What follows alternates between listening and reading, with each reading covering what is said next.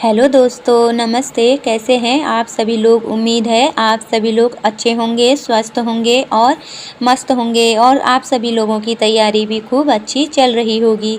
दोस्तों, आज हम अर्थव्यवस्था के बारे में जानेंगे।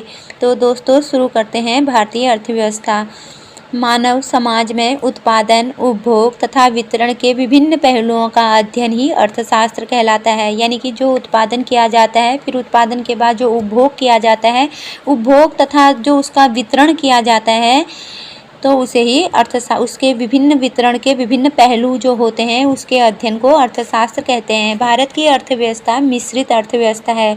मिश्रित अर्थव्यवस्था यानी कि सार्वजनिक एवं निजी क्षेत्र के एक साथ होना। भारत में हमारी निजी क्षेत्र भी है और सार्वजनिक क्षेत्र भी है, यानी कि सरकारी कंपनियां भी हैं और निजी कंपनियां भी हमारी भारत में हैं।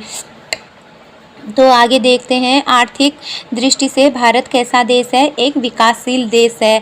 विकासशील मतलब यानी कि विकास की ओर अग्रसर हो रहा है, विकासशील है, इसका विकास चल रहा है। भारत ने मिश्रित अर्थव्यवस्था को क्यों अपनाया? समाजवादी लक्ष्य की पूर्ति के लिए भारत ने मिश्रित अर्थव्यवस्था को अपनाया। सामूहिक स्तर पर आर्थिक समस्या जैसे सारी अर्थव्यवस्था, कुल उपभोग, कुल रोजगार, राष्ट्रीय आय आदि का अध्ययन समष्टि अर्थशास्त्र कहलाता है। यह सिद्धांत को क्या कहा जाता है? आय तथा रोजगार का सिद्धांत।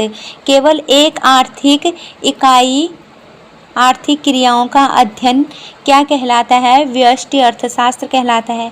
वह क्रिया क्या कहलाती है जिसका संबंध उन सभी वस्तुओं के उत्पादन, उपभोग तथा निवेश से है जिनमें उपयोगिता होती है, जो दुर्लभ हैं तथा जिनका लेन देन किया जाता है, आर्थिक क्रिया कही जाती है। यानी कि वह क्रिया जिनका संबंध उन वस्तुओं के उत्पादन से है, उपभोग तथा निवेश से है तथा जिनकी उपयोगिता होती है और दुर्लभ होते हैं और जिनका लेन देन किया जाता है, वह एक आर्थिक क्रिया होती है। वह आर्थिक क्रिया क्या कहलाती है जिसका संबंध वस्तुओं तथा सेवाओं की उपयोगिता या मूल्य में वृद्धि से होता है, उत्पादन कहलाता है। भारतीय अर्थव्यवस्था के उदारीकरण के अग्रदूत कहे जाते हैं डॉक्टर मनमोहन सिंह। केंद्रीय सांख्यिकी संगठन CSO की स्थापना 1991 में हुई थी।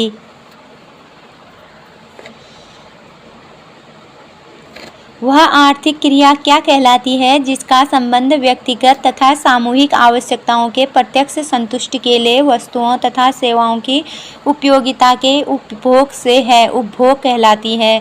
वह आर्थिक क्रिया क्या कहलाती है जिसका संबंध भविष्य में वस्तुओं तथा सेवाओं के उत्पादन के लिए पूंजीगत वस्तुओं के उत्पादन से है, निवेश कहलाती है। कौन सी क्रिया उत्पादन व उपभोक्ताओं के बीच की कड़ी है? विनिमय। विनिमय ही ऐसी क्रिया है जो उत्पादन और उपभोक्ता की बीच की कड़ी है। किसी अर्थव्यवस्था में लोगों द्वारा अपनी आवश्यकताओं को संतुष्ट करने के लिए अपनाई गई व्यवस्था आर्थिक प्रणाली होती है। वह अर्थव्यवस्था क्या कहलाती है जिसके अंतर्गत उत्पादन के साधनों का एक बड़ा भाग निजी व्यक्तियों के हाथ में होता है? पूंजीवादी अर्थव्यवस्था कहलाती है। वह अर्थव्यवस्था क्या कहलाती है जिसमें उत्पादन के भौतिक संसाधनों और समाज समुदाय का स्वामित्व होता है और जिनका संचालन और उपयोग या समाज या समुदाय के प्रतिनिधियों द्वारा या सामान्य आर्थिक नियोजन या योजना के आधार पर किया जाता है? समाजवादी अर्थव्यवस्था कहलाती है, क्योंकि ये समाज और समुदाय के प्रतिनिधियों द्वारा ही की जा रही है। अर्थव्यवस्था के विभिन्न चरों में मात्रात्मक वृद्धि को क्या कहा जाता है? आर्थिक वृद्धि या समृद्धि। जीवन के भौतिक गुणवत्ता सूचकांक का प्रतिपादन सर्वप्रथम किसने किया था? जॉन टिनवर्जन ने किया था। जीवन के भौतिक गुणवत्ता सूचकांक को वैज्ञानिक रूप में प्रस्तुत एवं विकसित करने का श्रेय किसे जाता है? मॉरिस डी मोटिस को जाता है। जीवन के भौतिक गुणवत्ता के सूचकांक के घटक हैं जन्म के समय, जीवन प्रत्याशा और शिशु मृत्यु दर और साक्षरता। ये हमारे क्या है, भौतिक गुणवत्ता सूचकांक के घटक हैं। मेजर ऑफ इकोनॉमी वेलफेयर की अवधारणा के प्रतिपादक हैं विलियम नॉर्थस तथा जेम्स रॉबिस। शिक्षा सूचकांक की अवधारणा का सर्वप्रथम प्रयोग 1989 में डेली तथा कॉर्क्स ने की थी। शिक्षा सूचकांक का क्या व्यक्त करता है? शिक्षा सूचकांक वयस्क साक्षरता और संयुक्त सकल नामांकन सूचकांक को व्यक्त करता है।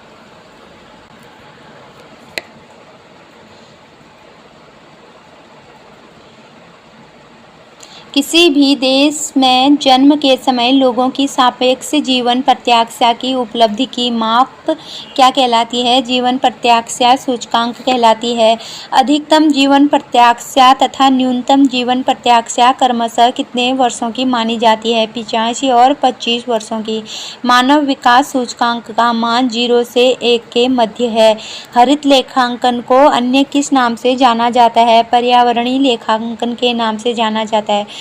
पर्यावरणीय लेखांकन किसने विकसित किया था? पियर्स एवं वारफोर्ड ने विकसित किया था। ग्रीन जीएनपी की अवधारणा को सर्वप्रथम विश्व बैंक द्वारा किस वर्ष प्रतिपादित किया गया था? 1995 में प्रतिपादित किया गया था। एक निश्चित अवधि में प्रति व्यक्ति उत्पादित संपदा की वह अधिकतम मात्रा क्या कहलाती है जिसे एक देश की प्राकृतिक संपदा को स्थिर रखते हुए प्राप्त किया जाता है? ग्रीन या जीएनपी कहलाती है। पोषित आर्थिक कल्याण की अवधारणा का प्रतिपादन 1994 में जी जैक्सन एवं कार्ल एन मार्क्स ने की थी। सकल घरेलू उत्पादन में परिवर्तन की दर आर्थिक वृद्धि दर होती है। एक बार देख लेते हैं, सकल घरेलू उत्पादन में परिवर्तन की दर आर्थिक वृद्धि दर होती है। निबल कुल राष्ट्रीय उत्पादन एनएनपी में परिवर्तन की दर आर्थिक विकास दर होती है। आर्थिक विकास दर को किन मूल्यों में आकलित किया जाता है? चालू तथा स्थिर में। किसी वस्तु की कीमत तथा उसकी मांग के विपरीत संबंध को क्या कहा जाता है? मांग का नियम कहा जाता है। वे वस्तुएं क्या कहलाती हैं जिनका एक दूसरे के स्थान पर प्रयोग किया जा सकता है? प्रतिस्थापन वस्तुएं कहलाती हैं। वे वस्तुएं क्या कहलाती हैं जो मिलकर किसी वस्तु की मांग को पूरा करती हैं? पूरक कहलाती हैं। वे वस्तुएं क्या कहलाती हैं जिनमें मांग और आय के बीच धनात्मक संबंध होता है? सामान्य वस्तुएं कहलाती हैं। वे वस्तुएं क्या कहलाती हैं जिनमें आय और मांग के विपरीत ऋणात्मक संबंध होता है? निम्न कोटि की वस्तुएं कहलाती हैं। किसी पदार्थ की वह शक्ति जिसके द्वारा आवश्यकता की संतुष्टि होती है क्या कहलाती है? उपयोगिता कहलाती है। फिशर ने उपयोगिता के माप की इकाई के लिए किस शब्द का प्रयोग किया है? यूटिल का प्रयोग किया है। किसी वस्तु की एक अतिरिक्त इकाई को उपभोग करने से कुल उपयोगिता में जो वृद्धि होती है उसे सीमांत उपयोगिता कहते हैं। मुद्रा की सीमांत उपयोगिता से क्या अभिप्राय है? 1 रुपये के बराबर के मूल्य। जब सीमांत उत्पादन औसत उत्पादन से अधिक होता है तो औसत उत्पादन में क्या प्रभाव पड़ता है? वह बढ़ता है। जब सीमांत उत्पादन औसत उत्पादन के बराबर होता है तब औसत उत्पादन अधिकतम हो जाता है। जब सीमांत उत्पादन औसत उत्पादन से कम हो जाता है तो औसत उत्पादन गिरने लगता है। जब कम होता है तो तब गिरने लगता है और जब बराबर होता है तो अधिकतम हो जाता है और जब अधिक होता है तो तब बढ़ता है। वह लागत क्या कहलाती है जो उत्पादन के साधनों के स्वामियों द्वारा उनकी सेवाओं की पूर्ति में कष्ट, दुख, परेशानी आदि के रूप में उठानी पड़ती है? वास्तविक लागत कहलाती है। किसी साधन या आर्थिक पदार्थ के प्रयोग की अवसर लागत दूसरे सर्वश्रेष्ठ प्रयोग में त्याग के मूल्य के बराबर होती है। इसे क्या कहते हैं? अवसर लागत की धारणा कहते हैं। एक फर्म द्वारा किसी किए जाने वाले वे सब खर्चे जिनका भुगतान दूसरों को किया जाता है क्या कहलाती हैं? स्पष्ट लागतें कहलाती हैं। किसी वस्तु का उत्पादन तथा बिक्री करने के लिए मुद्रा के रूप में जो धन खर्च करना पड़ता है वह मौद्रिक लागत कहलाते हैं। अन्य बातें समान रहने पर वस्तु की कीमत बढ़ने पर पूर्ति बढ़ जाती है तथा कीमत कम होने पर पूर्ति कम हो जाती है। यह नियम पूर्ति का नियम कहलाता है। उस बाजार को क्या कहते हैं जिसमें किसी समरूप वस्तु के बहुत से क्रेता और विक्रेता होते हैं तथा वस्तु की कीमत उद्योग द्वारा निर्धारित होती है पूर्ण प्रतियोगी बाजार कहते हैं। वह स्थिति क्या कहलाती है जिसमें किसी वस्तु या सेवा का केवल एक ही उत्पाद होता है तथा उस वस्तु का कोई निकटतम प्रतिस्थापन नहीं होता है? एकाधिकार बाजार की स्थिति होती है। पेप्सोडेंट, कोलगेट, एंकर, बबूल तथा आदि टूथपेस्टों का उत्पादन करने वाली फर्में किस प्रकार की उदाहरण हैं? वह है एकाधिकार प्रतियोगिता की। वेल्थ ऑफ नेशन पुस्तक है एडम स्मिथ की। दादा भाई नौरोजी ने अपनी पुस्तक भारत में गरीबी तथा आर्बिट्री शासन में अपने किस सिद्धांत का प्रतिपादन किया था? के विकास या धन के निष्कासन के सिद्धांत का।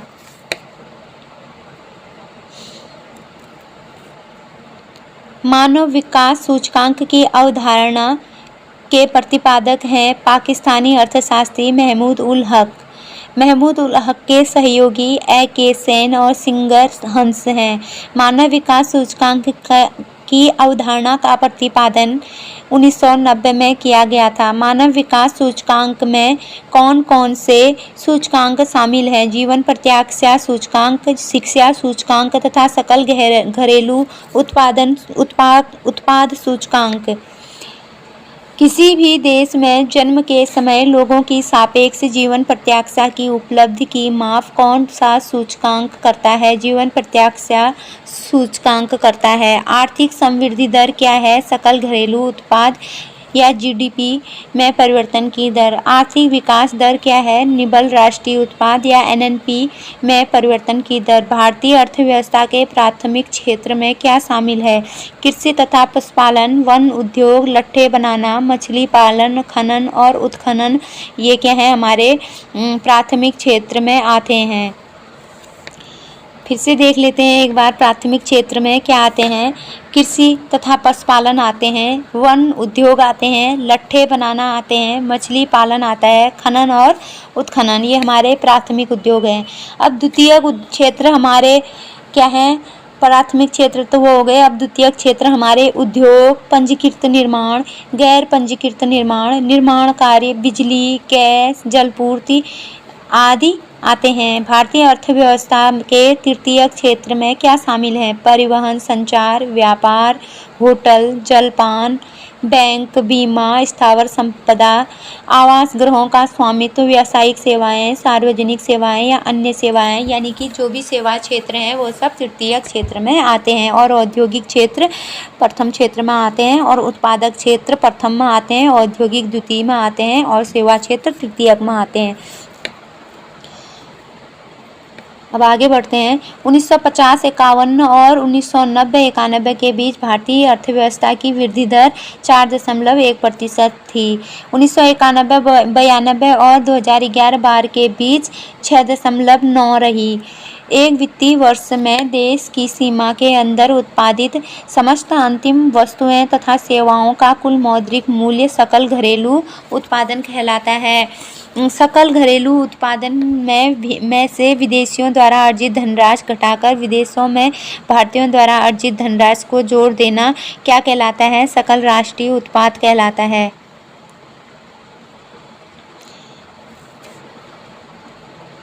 सकल राष्ट्रीय उत्पाद में से ह्रास राशि को घटा देने के उपरांत क्या प्राप्त होता है? शुद्ध राष्ट्रीय आय उत्पाद प्राप्त होता है। आर्थिक क्रियाओं के तेजी से विस्तार को क्या कहते हैं? बूम कहते हैं।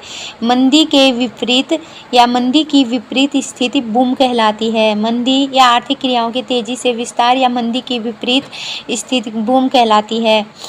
भारतीय अर्थव्यवस्था के उदारीकरण का अग्रदूत मनमोहन जी को कहते हैं। जो वस्तु दुर्लभ है और उनकी आपूर्ति सीमित है उन्हें क्या कहते हैं? आर्थिक वस्तुएं। भारतीय अर्थशास्त्र के जनक कौटिल्य हैं। मानव कल्याण, विशेषकर बाल कल्याण, एक मानवीकृत पैमाना है मानव विकास सूचकांक का। किस पैमाने द्वारा ज्ञात किया जाता है कि देश विकसित है, कौन सा विकासशील है और कौन सा अविकसित है? मानव विकास सूचकांक द्वारा। और भारत हमारा विकासशील राज्य है। बेरोजगारी, मंदी, मुद्रास्फीति की समस्या का अध्ययन किसमें होता है? समष्टि अर्थशास्त्र में होता है। सकल मांग, सकल पूर्ति, सामान्य कीमत स्तर, राष्ट्रीय आय, समष्टि